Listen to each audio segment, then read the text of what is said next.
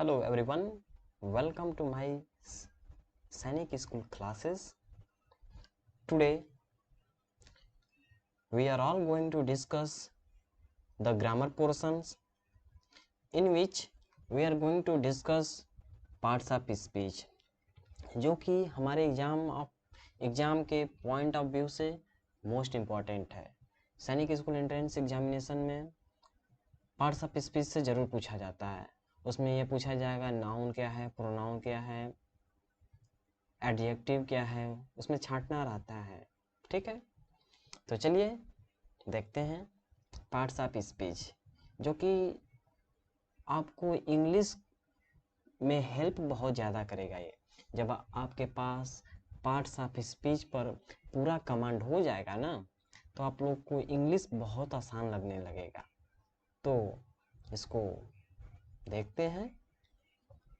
ठीक है, चलिए पढ़ते हैं पार्ट्स ऑफ स्पीच। अंग्रेजी में जितने भी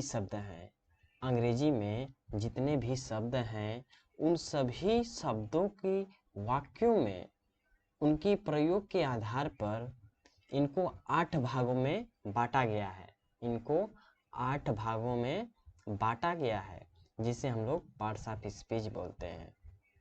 ठीक है, पार्ट्स ऑफ स्पीच टोटल कितने भागों में बांटा गया है? 8 भागों में, जिससे हिंदी में पार्ट्स ऑफ स्पीच को शब्द भेद कहा जाता है। ठीक है, शब्द भेद कहा जाता है। चलिए नेक्स्ट। जिस तरह से, चलिए मैं आपको एक डेमो बताता हूँ कि पार्ट्स ऑफ स्पीच कैसे आपको हेल्प करेगा। ठीक है, इसके बारे में आप लोग कैसे जानेंगे। जिस तरह से एक स्कूल में काम के आधार पर टीचर को बांटा जाता है, वर्गीकृत किया जाता है, जैसे कि Hindi teacher, math teacher etcetera, ताकि स्कूल अच्छी तरह से चल सके और बच्चे सब्जेक्ट को अच्छी तरह से समझ सके, ठीक उसी प्रकार से शब्द को भी 8 भागों में बांटा गया है, ताकि हम लोग शुद्ध पढ़ना, लिखना, बोलना आदि समझ सके, जिसकी सहायता से हम लोग बोल सकते हैं, सुन सकते हैं,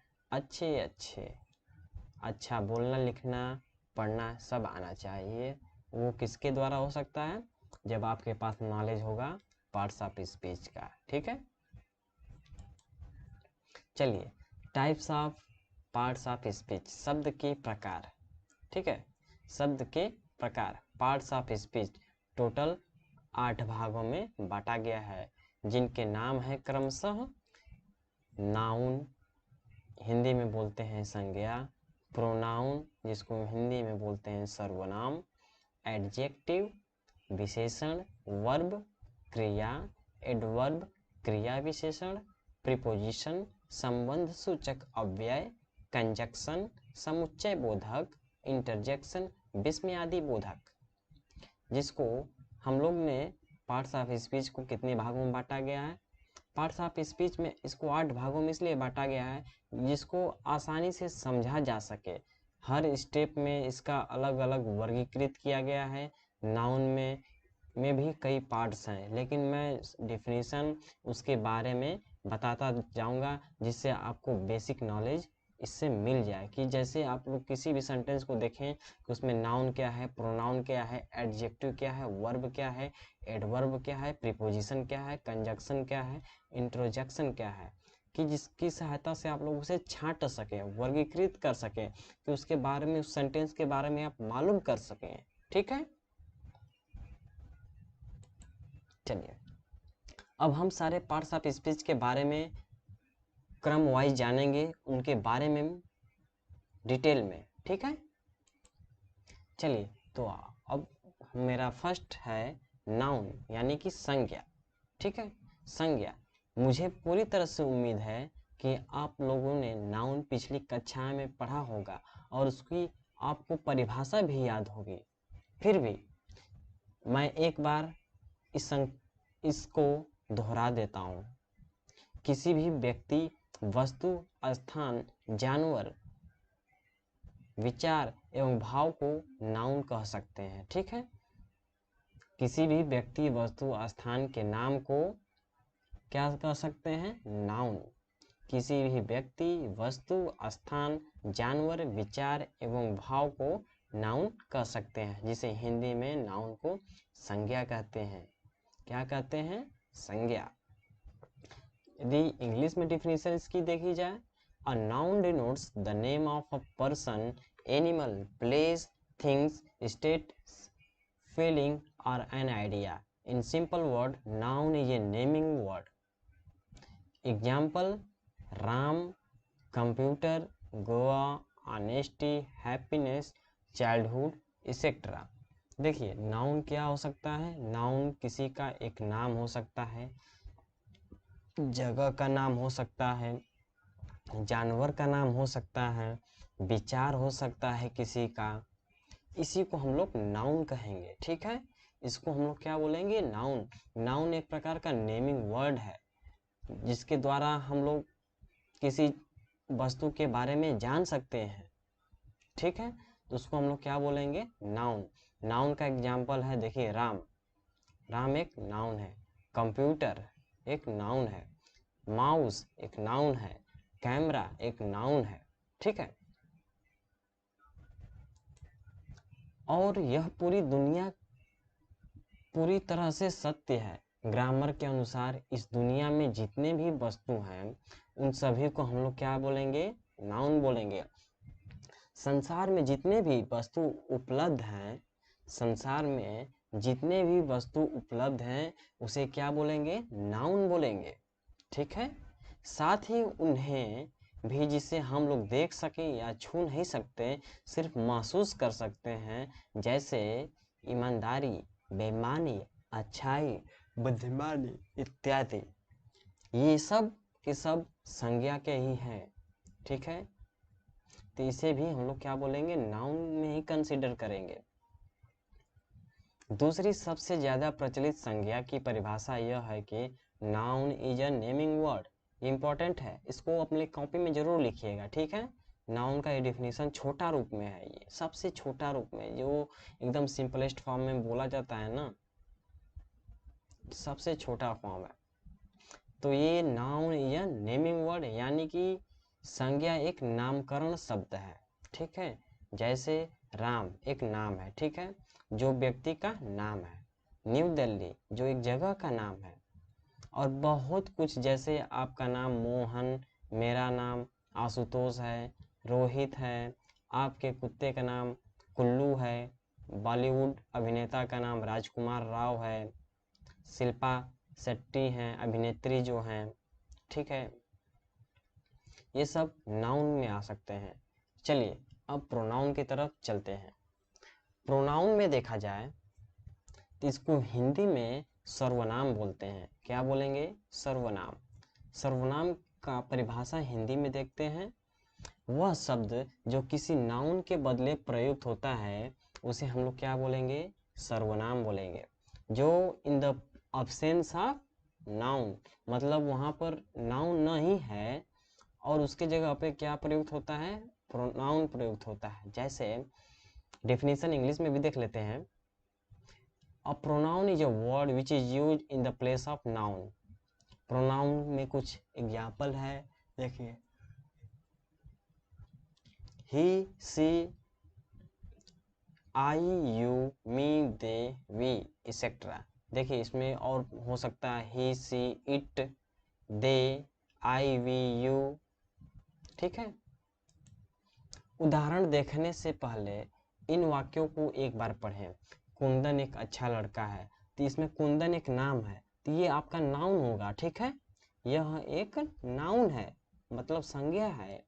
कुंदन हर रोज स्कूल जाता है, आता है, यह भी एक नाउन है। कुंदन ये नाउन है, किसी बंदा का नाम है, ठीक है, किसी बंदे का नाम है कुंदन। कुंदन आज स्कूल नहीं आया, यहाँ पर भी कुंदन नाउन है, क्योंकि आज कुंदन भैया की शादी है।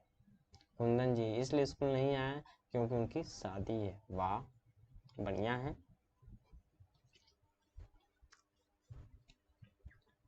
अच्छा, ऊपर से पैराग्राफ पढ़ने के बारे में बार बार कुंदन का नाम लेना पड़ रहा है। जो सुनने में भी भद्दा है और बोलने में भी, अब हम भी इसको भद्दा ही बोल पा रहे हैं। क्यों? क्योंकि बार बार कुंदन पढ़ना अच्छा नहीं लगता है ना। किसी एक बार एक पर्टिकुलर आदमी का नाम ले लो, उसके आगे सेंटेंस बनाते रहो। बार बार कुंदन खाता है, कुंदन सोता है, कुंदन जागता है, क्या है? तो इसलिए हम लोग प्रोनाउन पढ़ते हैं।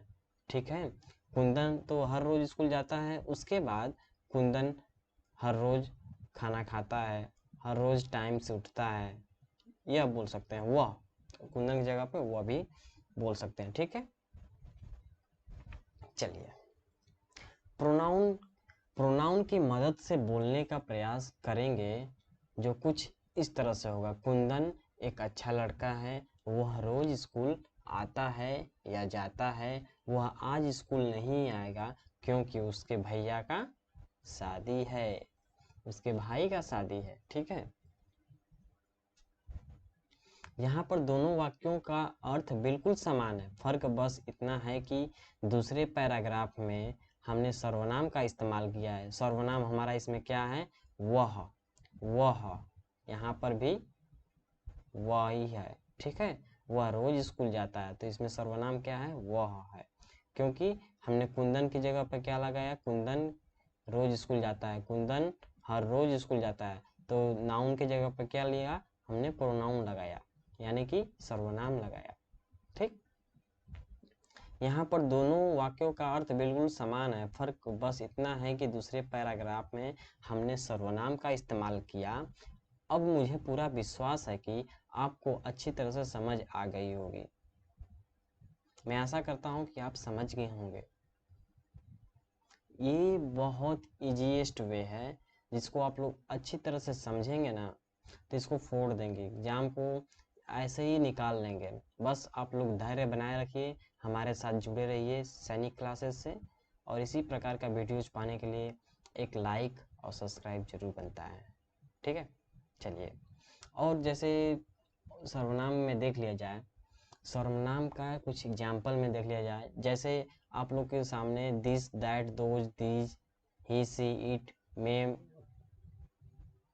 एक्सेट्रा आए तो समझ लीजिए ये प्रोनाउन है। ठीक है, अब चलते हैं एडजेक्टिव की तरफ। एडजेक्टिव को हिंदी में विशेषण बोलते हैं। एडजेक्टिव को हिंदी में क्या बोलते हैं? विशेषण। विशेषण उस शब्द को कहते हैं जो संज्ञा सर्वनाम की विशेषता बताता है, मतलब संज्ञा सर्वनाम के बारे में बताता है। ठीक है, संज्ञा सर्वनाम के बारे में क्या करेगा? बताएगा। ठीक है, तो चलिए इंग्लिश में इसका डिफिनेशन देख लेते हैं। An adjective is a word that describes और क्वालिफाइज अ नाउन और प्रोनाउन इन अ सेंटेंस। ठीक है, तो एडजेक्टिव क्या हो सकता है? यह एक ऐसा वर्ड है जो कि नाउन और प्रोनाउन के बारे में डिस्क्राइब करता है, उनके बारे में कुछ बताता है, उनकी कुछ विशेषताएं बताता है। नाउन, प्रोनाउन, संज्ञा, सर्वनाम उनकी विशेषताएं बताता है। बात समझ में आ रही है? उनकी विशेषताएं बताता है। इस प्रकार के हम लोग इसको बोलते हैं विशेषण। क्या बोलेंगे? विशेषण। चलिए, जैसे कि नीचे के कुछ वाक्य को देखें आप। जैसे कि हमने राम इज टॉल, राम एक लंबा है, मतलब इसकी विशेषता क्या है? राम कैसा है? लंबा है, तो वो उसकी विशेषता हुई। विशेषता कौन बता रहा है? राम के द्वारा बताई जा रही है, राम के द्वारा बताई जा रही है, मतलब लंबा कौन है? राम है। तो ये विशेषता किसके बारे में बता रहा है? राम के बारे में। लंबा कौन है? राम है। दिस इज रेड पेन, ये लाल है, यह कलम लाल है, मतलब कलम कैसा है? लाल है। रेड क्या है? कलम है, तो विशेषता क्या हुई यहाँ पर? लाल विशेषता हुई। ठीक है, बाकी पेन तुम्हारा आपका तो नाउन नहीं होगा। यू आर अ लेबोरियस, आप मेहनती हैं। यहाँ पर लेबोरियस क्या है? आप हैं। आप लेबोरियस यहाँ पर क्या हो सकता है? यू आर लेबोरियस, देखते हैं, आप मेहनती हैं। यहाँ पर आप प्रोनाउन है। You, he, she, it, they, their, them ना, इसको प्रोनाउन बोलते हैं, जो किसी व्यक्ति के लिए उपयोग किया जाता है और दूसरे मेहनती व्यक्ति की विशेषता बता रहा है। आखिर वह जो किसी सर्वनाम कैसा है, जैसे लेबोरियस में इसी तरह से क्वालिटी बताता है, ये लेबोरियस है, मेहनती है, bad, hot, lazy, beautiful, lovely, red, blue, cold, fat, टाल, सम, होल, फ्यू, मेनी, यह सब। वर्ब के बारे में देखा जाए, वर्ब यानी कि जिसको हिंदी में क्या बोलेंगे, क्रिया बोलेंगे। क्रिया यानी कि वह शब्द जो जिससे किसी व्यक्ति, वस्तु, स्थान या किसी के बारे में बताता है, यानी कि कार्य, संबंध, उसकी अवस्था का बोध कराता है, उसे हम लोग क्या बोलेंगे, वर्ब बोलेंगे। एक बार फिर से इसको सुनिए, वह शब्द जिससे किसी कार्य, संबंध या अवस्था को बताए, मतलब उसमें कुछ एक्शन वर्ड हो। Verb is a action word, state something, relations, position, etcetera. ठीक है, वर्ब एक ऐसा शब्द है जिससे किसी की उसकी स्थिति को बताता है, वो क्या कर रहा है, उसकी अवस्था का बताएगा, वो क्या कर रहा है। ठीक है, तो ऐसे को हम लोग क्या बोलेंगे, वर्ब बोलते हैं। डेफिनेशन ऑफ वर्ब क्या हो सकता है, इसको इंग्लिश में समझ लेते हैं। डेफिनेशन ऑफ वर्ब में हम लोग यह पढ़ सकते हैं, यह कह सकते हैं, in simple term, a verb is a word which shows an action word and states relation or possession। Verb एक कैसा वर्ड है, एक्शन वर्ड है। Verb is an action word, आप इसको छोटे फॉर्म में भी बोल सकते हैं, और verb is an action word, states relations और पोसेशन। जैसे एग्जाम्पल में is, am, are, was, were, have, has, had, write, watch, etcetera. ठीक है, चलिए कुछ इसके एग्जाम्पल देख लेते हैं। जैसे नीतीश इज प्लेइंग, यहाँ पर नीतीश द्वारा किया गया कार्य क्या है, खेलने का कार्य हो रहा है। ठीक है, यहाँ पर क्रिया हो रही है खेलने की। आई हैव अ कार, मेरे पास कार है। आई हैव अ कार, यहाँ पर के द्वारा कोई काम तो नहीं हो रहा है, लेकिन हैव ने अधिकार का बोध किया है, इसलिए हैव एक क्या है, वर्ब है। अधिकतर वर्ब के अंतिम में ना लगा रहता है, जैसे खेलना, पढ़ना, रोना, सोना, देखना, टहलना, दौड़ना, ये सब वर्ब के उदाहरण है। किसकी उदाहरण है, वर्ब के। ठीक है, अब चलते हैं एडवर्ब के बारे में। एडवर्ब को हिंदी में बोलते हैं क्रिया विशेषण, यानी कि वह ऐसा शब्द है, वर्ब, एडजेक्टिव या किसी दूसरे एडवर्ब की विशेषता बताता है, उसे हम लोग क्या बोलेंगे, एडवर्ब बोलेंगे। यानी कि एन एडवर्ब क्वालिफाइज वर्ब, मतलब एडवर्ब मतलब वर्ब की विशेषता बताने वाले को हम लोग क्या बोलेंगे, एडवर्ब बोलेंगे।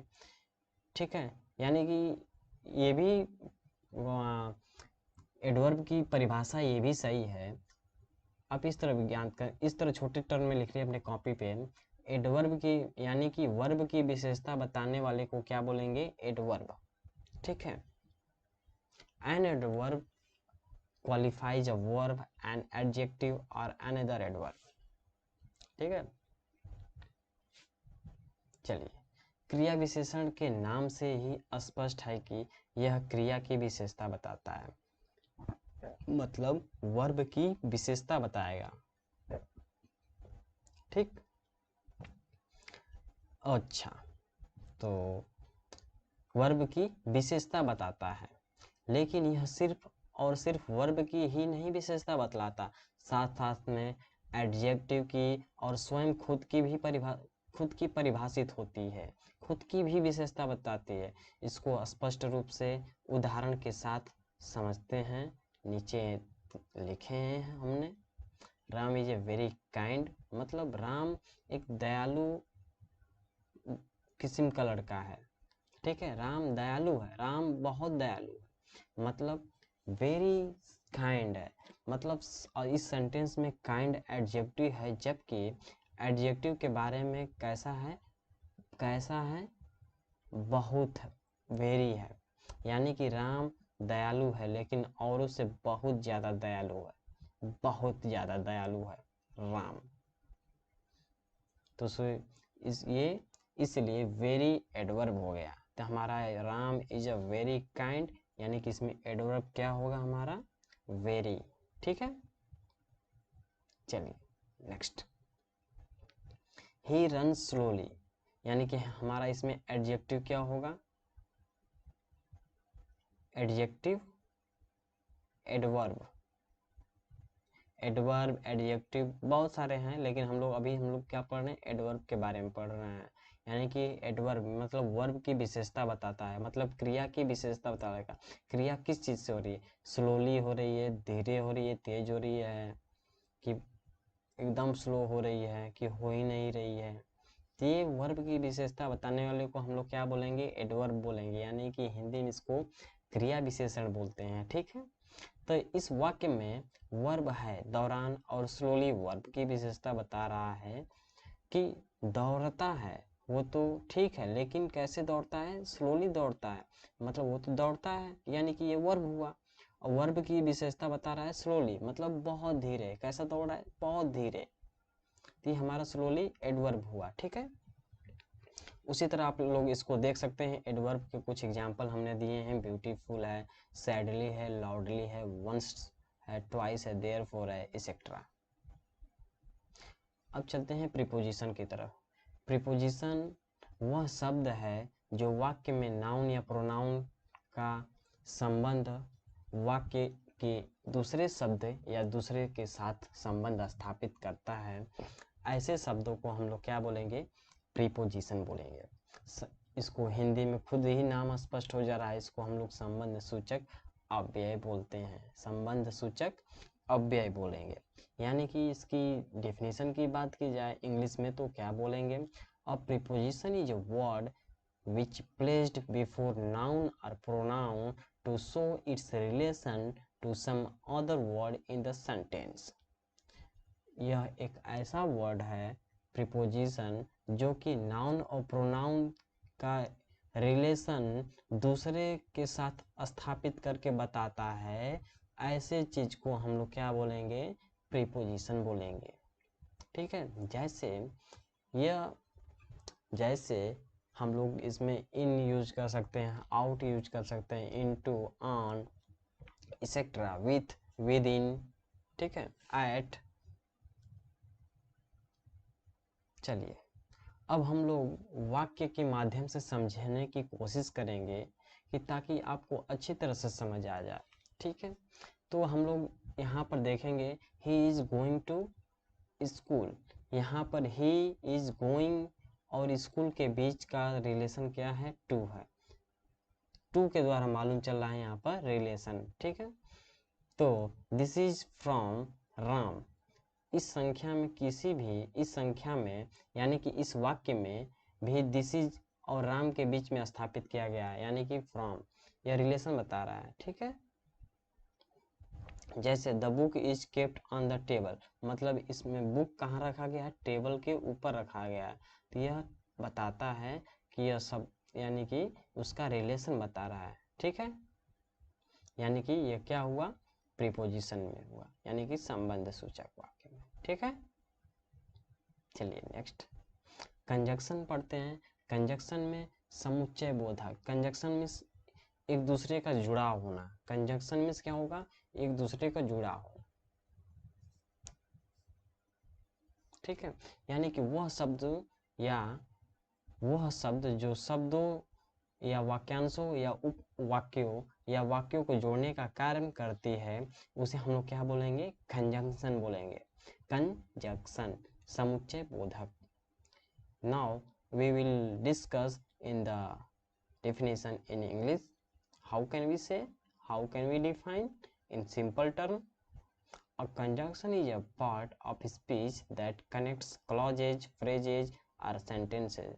देखिए कंजंक्शन अपने आप में खुद में ये अपने पास फ्रेज रख सकता है, क्लॉज रख सकता है, सेंटेंस भी हो सकता है, जैसे and, but, also, so, until, still इत्यादि।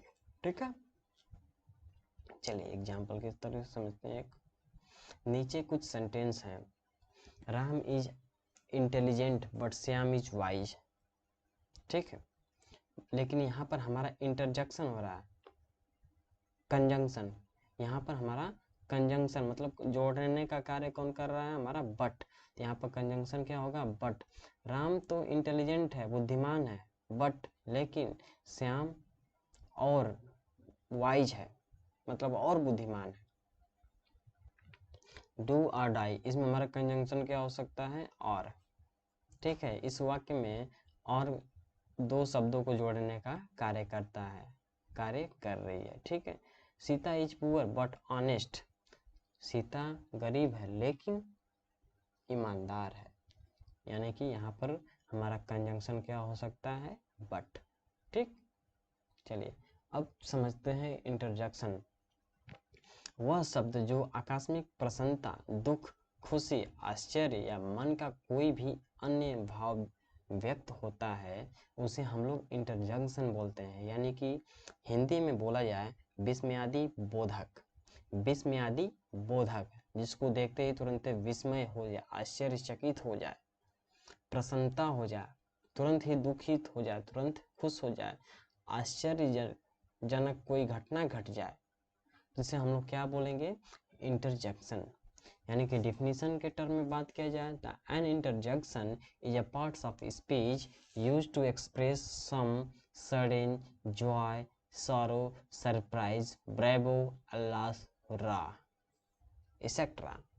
मतलब एक बार फिर से बोल देता हूँ, an interjection is a word which is used to express surprise, pain, pleasure, etcetera.